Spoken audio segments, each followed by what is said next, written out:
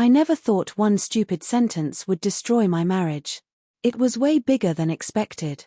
That's what my husband saw on my phone at 1:13 a.m. on a Thursday while I was in the shower. He didn't wake me up immediately. He just sat there pretending to sleep while I climbed into bed beside him, still warm from the steam. I remember he asked me if I had a good shower, and I kissed his shoulder without realizing my entire life had already started collapsing. The message wasn't what it looked like. Well, technically, it was. But not in the way he thought. I need to back up a little because none of this started with cheating. At least not emotionally. It started with loneliness. My husband, Ryan, is a good man. That almost makes this worse. He's responsible, loyal, calm, predictable. We've been together for 8 years, married for 3. We own a small house together, split chores, watch Netflix at night, argue about groceries like an old couple. From the outside, we looked stable. Inside the marriage, we were roommates with matching passwords. He stopped looking at me long before I stopped loving him. I tried fixing it. God, I tried everything. Date nights, lingerie, weekend trips, conversations that ended with him saying, "I'm just tired lately." He worked late constantly. When he came home, he scrolled on his phone or fell asleep on the couch. Meanwhile, I was turning invisible. Then came the company retreat. 3 days at a lakeside hotel with terrible coffee and motivational speakers nobody listened to. I almost didn't go, but one of my co-workers convinced me. That's where I met Daniel. He wasn't movie star handsome. He was just present. The kind of man who actually looked at you while you talked. Confident without trying. Funny in a dangerous way. The first night, a group of us sat outside near the water drinking cheap wine. I remember laughing harder than I had in years. At one point I mentioned I'd never gone kayaking before. Daniel grinned and said, "You? Seriously? I figured you were fearless." That stupid sentence stayed in my head for days. Fearless. Nobody had described me like that in years. The flirting started subtly after the retreat. A few messages. Inside jokes. Memes during meetings. Then longer conversations late at night. Ryan never noticed. That probably hurt the most. One night Daniel asked me what I actually wanted in life. Not the adult answer. The real answer. And I realized I didn't even know anymore. The first time we crossed a line was after work drinks about 2 months later. It was raining hard. My clothes were soaked when he offered me a ride home. Instead, we ended up parked outside my neighborhood talking for almost an hour. Then he touched my hand. That was it. One tiny touch. But after months of feeling emotionally numb, it felt electric. I should have stopped it there. Instead, I kissed him first. I still remember the guilt hitting me before the excitement even faded. I went home shaking. Ryan was asleep on the couch with the TV on. And somehow that made me angry. The affair escalated faster after that. Hotels. Excuses. Secret lunches during workdays. I kept telling myself it was temporary, that I just wanted to feel wanted again. But Daniel was intense. Addictive. And reckless. One afternoon we checked into a hotel outside the city because someone might recognize us near downtown. That's where the text came from. The message Ryan saw. Because after we walked into the room, Daniel looked around, laughed, and said, "Wow, this place is way bigger than expected." And I sent that exact sentence to my best friend Emily with a laughing emoji. That was the message Ryan found. But by then, the truth behind it was already so much worse. And what Ryan discovered the next morning was only the beginning. That should have terrified me more than it did. Usually when something bothered him, he'd sigh loudly or make passive-aggressive comments while making coffee. But that Friday morning, silence. Complete silence. I came downstairs half awake, expecting normalcy. Instead, he was sitting at the kitchen table already dressed for work, staring at his phone with an unreadable expression. I immediately felt it. That instinctive drop in your stomach when your body realizes danger before your brain catches up. "Morning," I said carefully. "Morning." No kiss. No smile. Just one word. I poured myself coffee, pretending my hands weren't trembling. My phone sat face down on the counter charging. I knew instantly he'd seen something. I just didn't know how much. Then he asked the question. Who's Daniel? My entire body locked up. Not panic. Worse. That cold feeling when your double life suddenly becomes real. I tried to stay calm. Coworker. Ryan nodded slowly. You text him a lot. There it was. Not proof. Not confrontation. Fishing. I could still save this if I lied well enough. And that realization alone says a lot about the kind of person I'd become. He's on my project team, I answered. Why? Ryan stared at me for a second too long. You left your phone open last night. I forced myself not to react. What did you read? Enough. That word hit harder than yelling would've. Enough. Enough to know something was wrong. Enough to suspect betrayal. Enough to destroy trust without having all the details. I expected him to scream eventually, but Ryan just stood up calmly and grabbed his keys. Then he said something I'll never forget. If there's something happening, tell me now before somebody else does. Somebody else. At the time, I thought he meant Daniel. I didn't realize there really was somebody else. And they already knew everything. I lied straight to his face. No. Nothing's happening. Ryan looked exhausted more than angry. He nodded once and left for work. The second the front door closed, I collapsed into a chair trying not to throw up. I should have ended the affair right there. Instead, I texted Daniel immediately. He saw your name. Daniel responded almost instantly. And? That annoyed me. That's your response. 3 dots appeared. Then. We knew this could happen. Not are you okay? Not do you need anything? Just cold practicality. That was the first crack in the fantasy. Still, I met him that evening anyway. Because affairs don't survive on logic. They survive on emotional addiction. I told Ryan I was working late. Daniel booked another hotel. This one smaller. Cheaper. More hidden. The second I walked in, he kissed me like none of the consequences mattered. For about an hour I convinced myself they didn't. Until his phone buzzed. He glanced at it and immediately flipped it face down.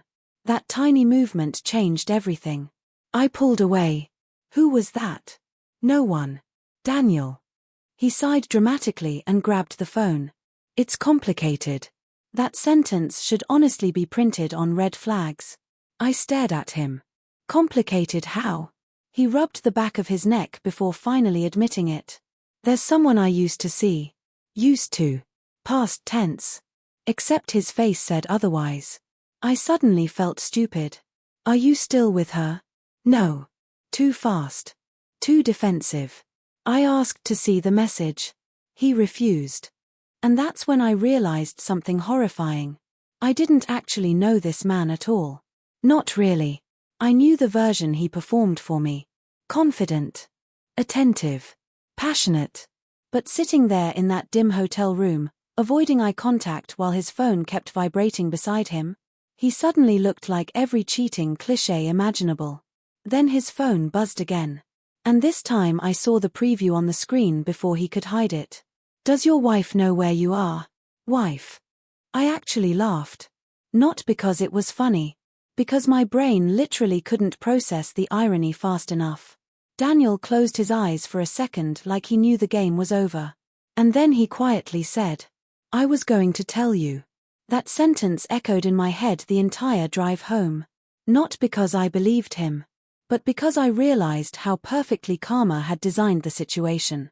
I was a cheating wife. Sleeping with a married man. Who had probably been lying to me the same way I'd been lying to Ryan. It should have made me stop immediately. Instead, it made everything feel even more toxic and impossible to escape. I didn't answer Daniel's calls that night. Or the next morning. I ignored 3 long apology texts explaining how his marriage was basically over and how he and his wife were only together legally. Classic. Every line sounded rehearsed. And yet part of me still wanted to believe him. That's the embarrassing part nobody admits about affairs. It's not just attraction. It's ego. You want to believe you're special enough to make someone risk everything. By Saturday afternoon, Ryan was acting strangely calm again. Too calm. He cleaned the garage, vacuumed the living room, even offered to order my favorite takeout. It felt unnatural, like he was emotionally preparing for something. I kept waiting for him to explode. Instead, he watched me carefully the entire evening, like he was studying someone he no longer recognized. At one point he asked, "Are you happy?" Such a simple question. But I genuinely didn't know the answer. So I lied again. "Yeah. Of course." Ryan nodded slowly. Then he said, "Okay." That was it. No argument. No accusations. Nothing. Around midnight, after he fell asleep upstairs, I went down to the kitchen and finally checked my phone. 7 missed calls from Daniel. And 1 message from an unknown number. At first I assumed spam. Then I opened it. "Hi. You don't know me, but I'm Daniel's wife." I stopped breathing. The message continued. "I think we should talk woman to woman." Attached underneath was a photo. Not screenshots. Not evidence. A picture of Daniel standing in their kitchen holding a little girl on his shoulders. Maybe 4 years old. Both smiling. Perfect family photo energy. My stomach dropped so hard I physically sat down. He never mentioned a child. Not once. I stared at the image for what felt like hours. Then another message came through. "You didn't know about us, did you?" I should have ignored her. I should have blocked the number and confessed everything to Ryan immediately. Instead, curiosity destroyed me. I responded. "No."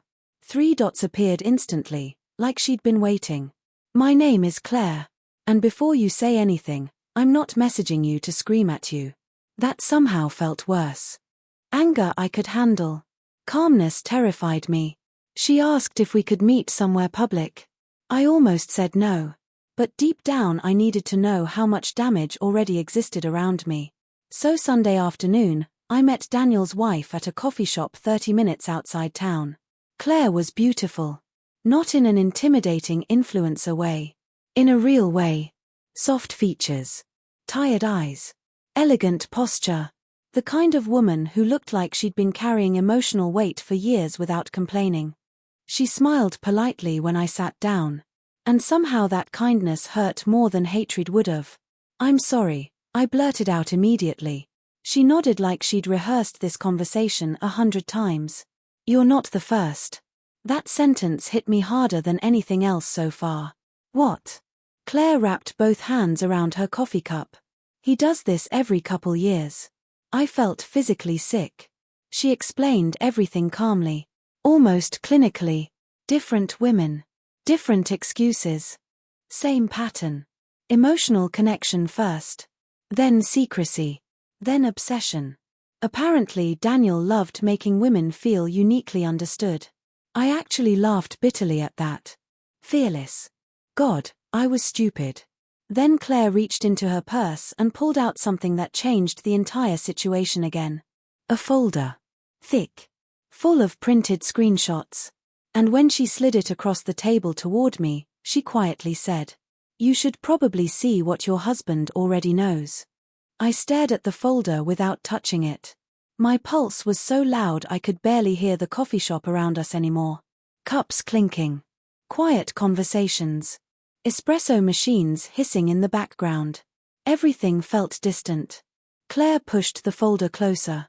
"He hired someone." I blinked. "What?" "A private investigator." For a second I genuinely thought she was joking. Ryan? My quiet, routine-loving husband who forgot dentist appointments and still used the same wallet from college? No chance. But Claire's expression never changed. "He contacted me 3 weeks ago," she continued. "He'd already suspected something for a while." 3 weeks. That meant Ryan started investigating before he even saw the text. My stomach twisted. I slowly opened the folder. Photos. So many photos. Me getting into Daniel's car. Daniel touching my back outside restaurants. Us walking into hotels together. One image showed us kissing in a parking garage. Another showed me laughing in the passenger seat, looking happier than I'd looked at home in years. Seeing it from the outside was horrifying. Affairs feel cinematic when you're inside them. From a distance they just look pathetic. I flipped through more pages with shaking hands. Receipts. Dates. Locations. Times. Ryan had everything. Claire watched me carefully before speaking again. He didn't contact me to expose you. I looked up. He wanted to know if Daniel was dangerous. That confused me completely. Claire sighed softly. Daniel has a temper. Suddenly several weird memories resurfaced. The way he once punched his steering wheel during traffic. How his mood could shift instantly if plans changed. How intensely possessive he got whenever I didn't answer quickly. At the time I interpreted it as passion. Now it sounded different. Claire leaned forward slightly. You need to end this carefully. Something cold moved through my chest. What do you mean carefully? She hesitated. Then she pulled out her phone and showed me a photo. A hole in drywall beside a shattered light switch. He did that during an argument last year. I stared at the picture silently. He never hit me, she added quickly. But sometimes I think he wanted me to be afraid. The image stayed burned into my mind. Because suddenly dozens of small moments started connecting together into something uglier. The intensity. The constant need for attention. The emotional highs and lows. The way he always framed himself as misunderstood. Claire must have seen realization hitting my face because she quietly said, "You weren't special to him. You were just next." That hurt more than I expected. Not because I loved Daniel. But because I'd destroyed my marriage believing the affair meant something deeper than it actually did. And now I looked ridiculous. I finally asked the question sitting in my throat. Why are you helping me? Claire gave a tired smile. Because no one helped me. I couldn't even look at her after that. Before leaving, she told me one more thing. Your husband hasn't confronted you because he's waiting. Waiting for what? She paused. For you to tell the truth yourself. I drove home shaking. The folder sat on the passenger seat beside me like a bomb. By the time I pulled into the driveway, Ryan's truck was already there. My chest tightened instantly. I walked inside expecting confrontation. Instead, I found him in the kitchen making dinner.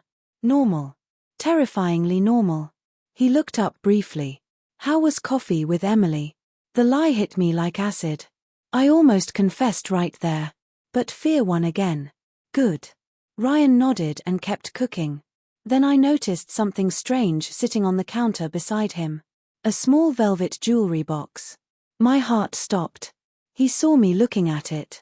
And for the first time all weekend, he smiled. I was waiting for the right moment, he said quietly. Then he opened the box. Inside was a pregnancy test. Positive. I forgot how to breathe. The kitchen suddenly felt too small, too warm, too bright. Ryan was smiling at me with genuine happiness while my brain completely unraveled in real time. We're gonna be parents, he whispered. Parents. That word echoed through me like a car crash. Because there was one immediate, horrifying problem.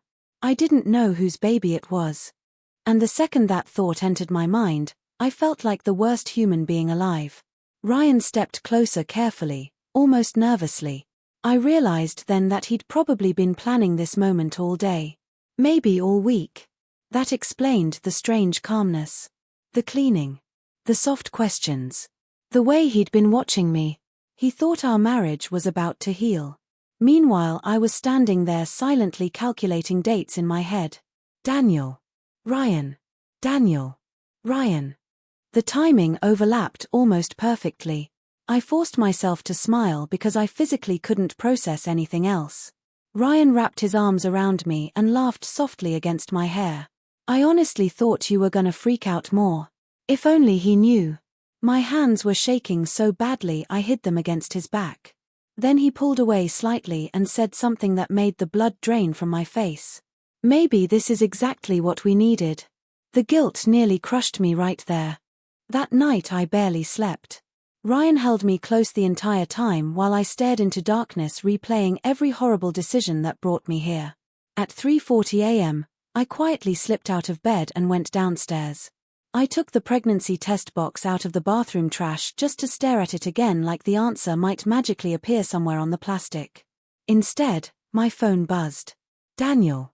Again. I ignored it. Another message came through immediately.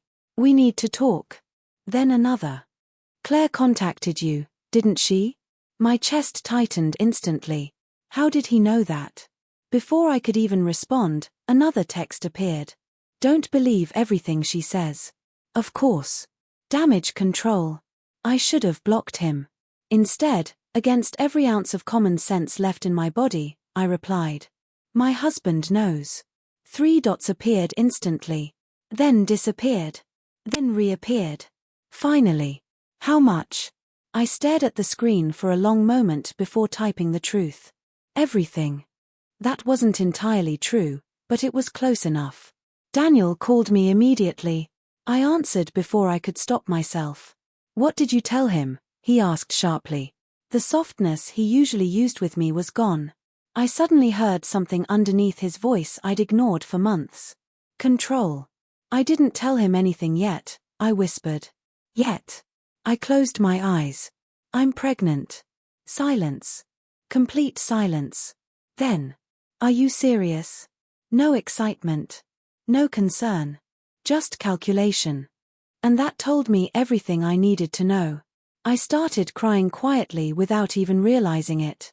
Daniel lowered his voice immediately. Hey. Hey. Don't panic. Too late. I don't know whose it is. Another silence. Then he asked the question I already knew mattered most to him. Does Ryan know that? I felt disgusted instantly. Not because he asked. Because part of me had already expected him to. No. Okay. I heard him pacing somewhere. Listen carefully. You cannot tell him until you know for sure. That sentence snapped something inside me. Not how are you feeling? Not what do you want to do? Just strategy. Protection. Self-preservation. I finally saw him clearly. And once you truly see someone like that, the attraction dies fast. I have to go, I said quietly.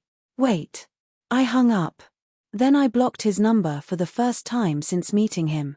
I sat alone in darkness for almost an hour before hearing footsteps upstairs.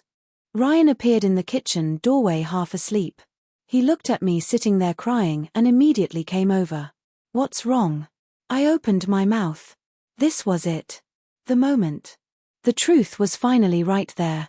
But before I could speak, someone knocked loudly at the front door. 3 hard knocks.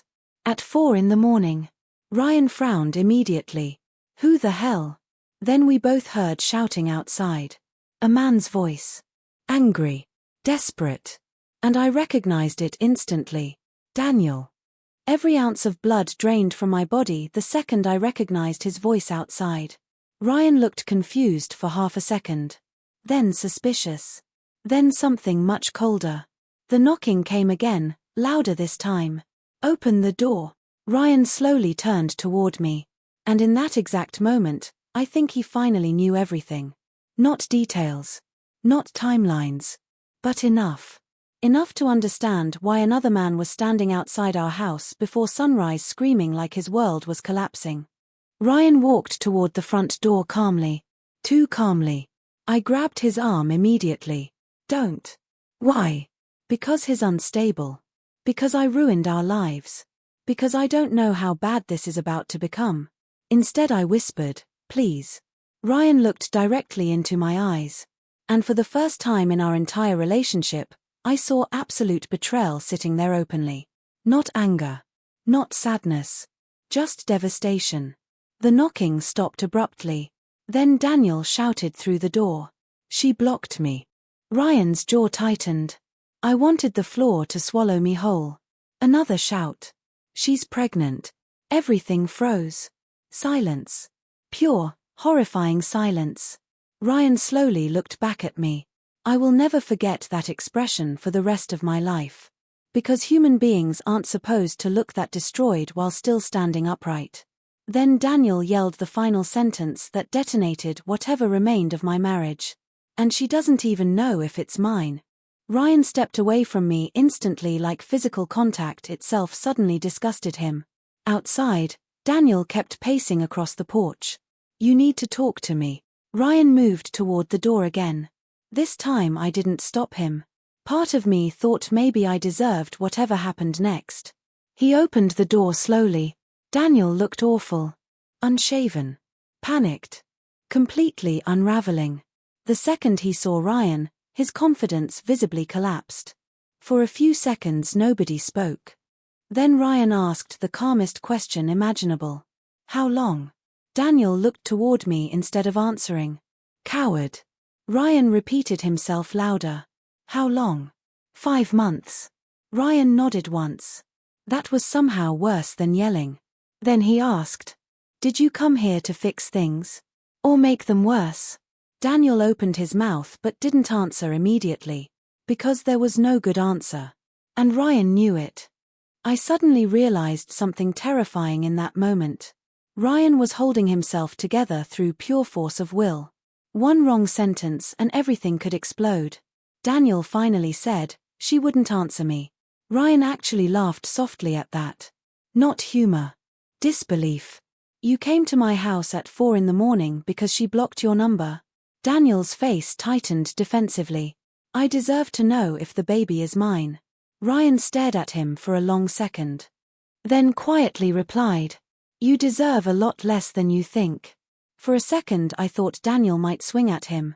His entire posture changed. Aggressive. Tense. And Ryan noticed immediately. So did I. So did Daniel himself, probably. Because he suddenly stepped backward and rubbed his face hard. "This whole thing got out of control," he muttered. Ryan looked exhausted beyond words. "You think?" Then came the worst part. Ryan turned toward me and asked, "Is anything he said not true?" No escape left. No more lies possible. I started crying immediately. And that alone answered him. Ryan closed his eyes. Just for a second. But in that second, our marriage died. Not dramatically. Not loudly. Quietly. Like a light finally burning out. He walked past me without another word and disappeared upstairs. I heard the bedroom door lock. Daniel tried stepping inside then. Actually tried. "Let me talk to him." "Get out." He stared at me like he didn't recognize my tone. "I'm serious." "Leave." For once, he looked uncertain. Not charismatic. Not confident. Just pathetic. "You blocked me. You showed up at my house. You can't shut me out after this." That sentence hit me differently now. Not romantic. Controlling. Possessive. Claire was right.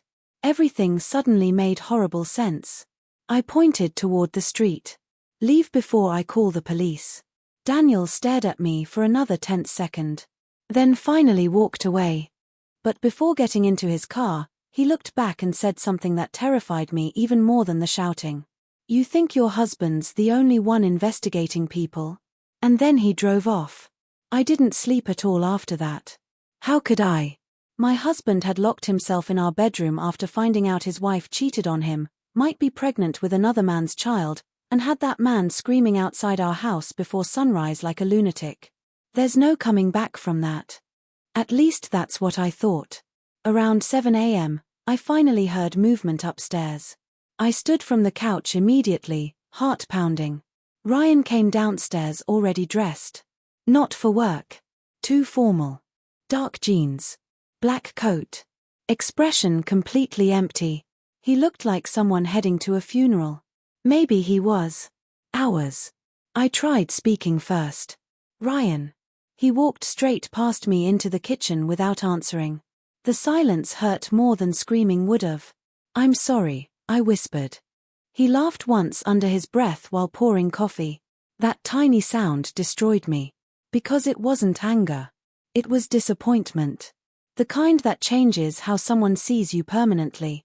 Finally he spoke. "How many times?" I swallowed hard. "I don't know." Wrong answer. His jaw tightened instantly. "You don't know?" "I mean, I didn't count." "You didn't count." The disgust in his voice made me physically shrink. I started crying again, but honestly I deserved zero sympathy at that point. Ryan stared at the counter for a long moment before asking another question. Did you ever plan to tell me? The truthful answer? Probably not. Not unless I got caught. And admitting that out loud felt monstrous. So I stayed silent. Which answered him anyway. Ryan nodded slowly. Then he reached into his coat pocket and placed something on the kitchen table. Divorce papers. Already prepared. I stared at them in shock. You planned this? I planned for possibilities. His voice sounded robotic now. Controlled too carefully. That scared me. I contacted a lawyer last week, he continued. Before you ask, yes, I hoped I was wrong. I felt sick. Partly from guilt. Partly because I realized how long he'd been suffering quietly while investigating me behind the scenes. Ryan looked at me directly for the first time all morning. I need one honest answer. I nodded immediately. Do you love him? And somehow, that was the hardest question yet. Because 6 months ago I would have said yes instantly. Now, after Claire, after the lies, after him showing up screaming outside my house like a psychopath, I didn't even know what part of it had been real anymore. I don't think so, I whispered. Ryan's face twisted slightly. Jesus Christ. I frowned through tears. What? You destroyed our marriage for someone you don't even think you love. Hearing it phrased that way nearly crushed me. Because he was right. Completely right. Ryan grabbed his coffee and headed toward the front door. Where are you going? To get a DNA test scheduled. That sentence made my stomach turn. Not because it was unreasonable. Because it made this all horrifyingly real. Before leaving, he paused at the doorway without looking back. If the baby's mine, I'll support my child no matter what happens between us. I started sobbing harder. But if it's his, Ryan continued quietly, I never want to see either of you again. Then he left. I collapsed onto the kitchen floor shaking. About 20 minutes later, my phone buzzed again from an unknown number. I almost ignored it. Then I opened the message and instantly froze. It was a photo. Taken from outside my house. From this morning. You could see me standing near the front window crying. Underneath the image was one sentence. Now you know how it feels. No name attached. But I already knew exactly who sent it. Claire. Except something felt wrong immediately. The wording. The timing. The photo quality. My chest tightened as realization slowly crawled into my mind. Claire hadn't been at my house this morning. Which meant she couldn't have taken the picture. Another message appeared seconds later. You should ask Ryan what else he's hiding. And for the first time since the affair started, I became afraid of my husband too. I read the message at least 20 times. You should ask Ryan what else he's hiding. At first I assumed Daniel somehow sent it pretending to be Claire. That would have made sense. Manipulative. Dramatic. Designed to destabilize me. But deep down, something felt off. Because the picture attached wasn't random. It had been taken from across the street through tree cover, zoomed carefully toward our living room window. Whoever took it had been watching the house. Watching us. I immediately called Claire. Straight to voicemail. Again. Voicemail. Then I texted her the screenshot. Did you send this? No response. My hands were shaking so badly I nearly dropped the phone. I suddenly realized how little I actually knew about any of this anymore. About Daniel. About Ryan. About the investigation. Even about Claire. For all I knew, I'd stepped into some deeply toxic situation long before I ever understood the rules. Around noon, Ryan finally came home. The second he walked through the front door, I held up my phone. Did you know someone was outside the house this morning? He barely glanced at the screen. Then his expression hardened immediately. Where did you get that? So you do know something. Ryan rubbed his face hard, suddenly looking exhausted again. Give me the phone. No. His voice sharpened instantly. Please. That scared me more than yelling would have. I handed him the phone carefully. Ryan stared at the image for several seconds before quietly muttering. He actually did it. Who? Ryan looked at me like he was debating how much truth I could handle. Then he sat down heavily at the kitchen table. The private investigator. I blinked. What? He went too far. None of this sounded real anymore. Ryan explained that after suspecting the affair, he hired a private investigator named Marcus to confirm whether anything physical was happening. At first it was just surveillance. Photos. Hotel receipts. Routine stuff. But apparently Marcus became invested. Obsessed, almost. He started acting like this was personal, Ryan admitted quietly, sending me updates at all hours. Following Daniel outside the agreed schedule. My stomach tightened. You hired someone to follow us? Ryan looked genuinely ashamed for the first time. I thought if I knew the truth, maybe I could stop feeling crazy. That hurt because I understood it completely. Then he said something worse. Marcus found out about Claire before I did. I frowned. How? He started digging into Daniel's entire life.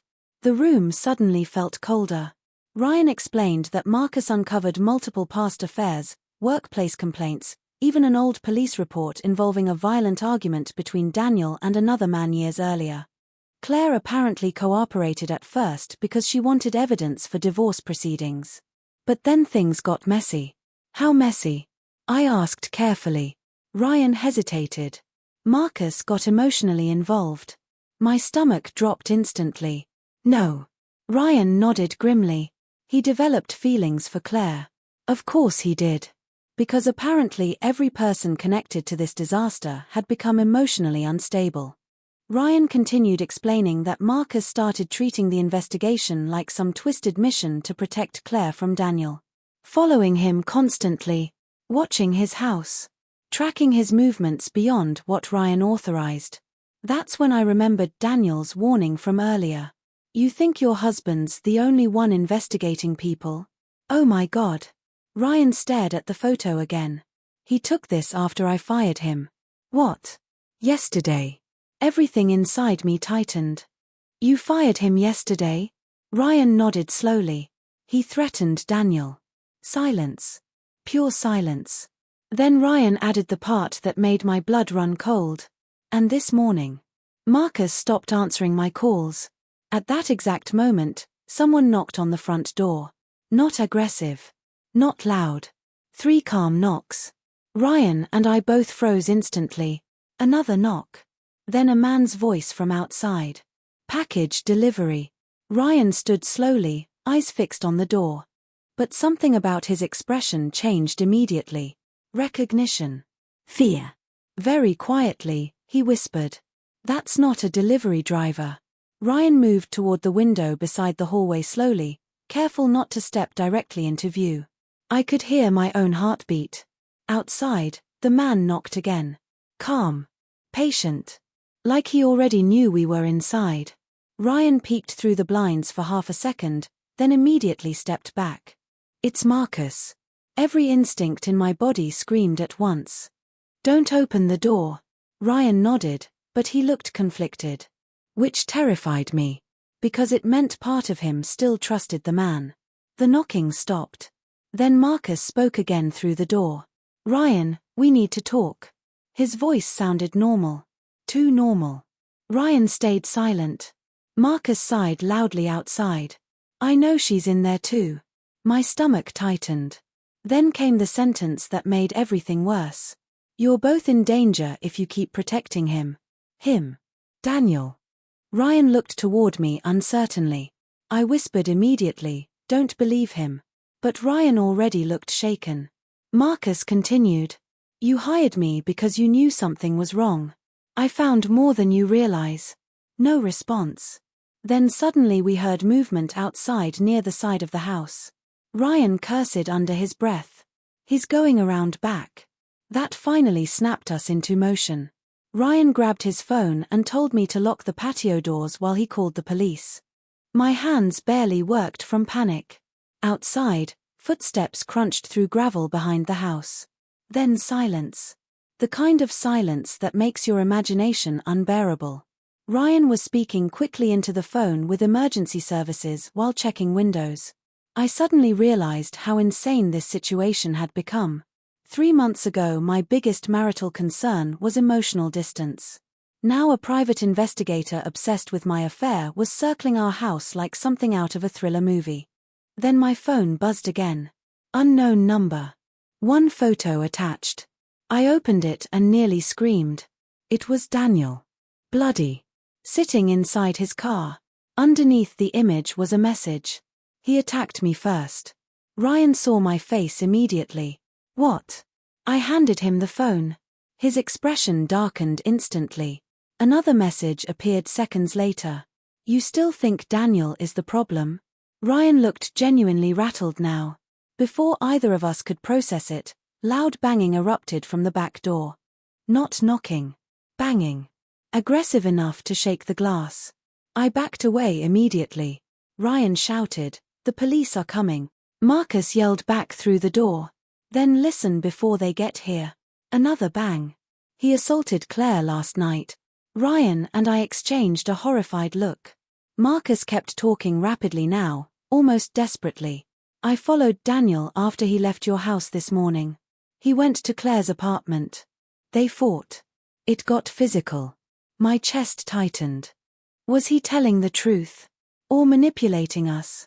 Then Marcus shouted something that changed everything again. "She's missing." Silence. The world felt completely still for one impossible second. Ryan stepped closer to the door carefully. "What do you mean missing?" "I mean her car's still there, her phone's disconnected, and Daniel came out of that apartment covered in blood." I felt nauseous instantly. Because suddenly the photo of Daniel made horrifying sense. Ryan looked torn between panic and suspicion. Then distant sirens became audible somewhere nearby. Police. Marcus heard them too. "Open the damn door, Ryan." But Ryan didn't move. Outside, Marcus lowered his voice dramatically. "If Claire's dead, your wife may be the last person who talked to her alive." The sirens grew louder. Closer. And then my phone buzzed one final time. This time from Claire's number. Just 4 words. "Don't trust either of them." I stared at the message while sirens echoed closer outside. Ryan saw it too. For a second, neither of us moved. Because if Claire sent that text herself, then she was alive. But if someone else sent it from her phone? That possibility felt even worse. Outside, Marcus started backing away from the house as police vehicles turned onto our street. Through the front window I saw flashing lights reflecting across parked cars and neighboring houses. Ryan opened the front door before officers even reached the porch. Everything became chaos after that. Questions. Separate statements. Names. Timelines. 2 officers pulled Marcus aside near the sidewalk while another spoke with Ryan in the kitchen. I sat on the couch wrapped in a blanket answering the same questions repeatedly while trying not to fall apart. Yes, I knew Daniel. Yes, we had an affair. Yes, I met Claire yesterday. No, I didn't know where she was. About 30 minutes later, one of the officers received a radio update. His entire posture changed instantly. Then he looked toward Marcus. "They found her." My chest stopped. Alive or dead? Nobody said immediately. The officer stepped outside to continue the call while everyone waited in horrible silence. Finally he came back inside. "Claire's alive." I almost collapsed from relief. But then he added, "She's at the hospital." Apparently, a neighbor heard screaming from Claire's apartment complex late that morning. By the time police arrived, Daniel was already gone and Claire had suffered a concussion after being shoved during an argument. Not murdered. Not kidnapped. But definitely assaulted. And suddenly Daniel transformed from toxic affair partner into something much darker. The police left shortly after taking full statements. Marcus was warned to stop contacting any of us directly. Ryan avoided eye contact with him entirely. Before leaving, Marcus looked at me once and quietly said, "You were never the target." Then he walked away. I still don't fully know what he meant by that. Maybe he believed Daniel intentionally manipulated emotionally vulnerable women. Maybe he was projecting his own obsession onto the situation. Maybe everyone involved had become unstable in different ways. Honestly, I think all of us broke a little. Especially Ryan. After the police left, the house felt hollow. Destroyed. Ryan stood alone in the kitchen staring at nothing while evening sunlight came through the windows. I walked toward him carefully. I never wanted this to happen. The second the words left my mouth, I realized how meaningless they sounded. Of course I didn't want this outcome. But I made every decision that created it anyway. Ryan looked at me with exhausted eyes. "That's the problem," he said quietly. "You kept wanting things without thinking about consequences." I had no defense left. None. Then he asked the question that had been hanging over everything since the pregnancy test. "Are you keeping the baby?" I started crying again immediately. "I don't know." Ryan nodded slowly. Not angry anymore. Just emotionally drained beyond repair. A week later, the DNA results came back. The baby was Ryan's. And somehow, that almost made the guilt worse. Because the child growing inside me belonged to the one person who least deserved any of this. Ryan didn't celebrate. Didn't smile. Didn't suddenly forgive me. He just sat there quietly after reading the results. Then he whispered something I still think about constantly. "I wish finding out it was mine changed something." But it didn't. We separated 2 months later. No screaming courtroom drama. No revenge. Just paperwork and silence. Daniel lost his job after Claire pressed charges. Last I heard, he moved to another state. Claire divorced him and never spoke to me again. And honestly, I don't blame her. As for Ryan, we eventually learned how to co-parent peacefully. He's still a good father. Stable. Kind. Present. Everything I failed to appreciate before I destroyed our marriage. Sometimes people ask when I knew the affair had gone too far. It wasn't the hotels. Or the lies. Or even the pregnancy scare. It was the moment I realized excitement had slowly replaced integrity. And by the time reality caught up to me, the damage was way bigger than expected.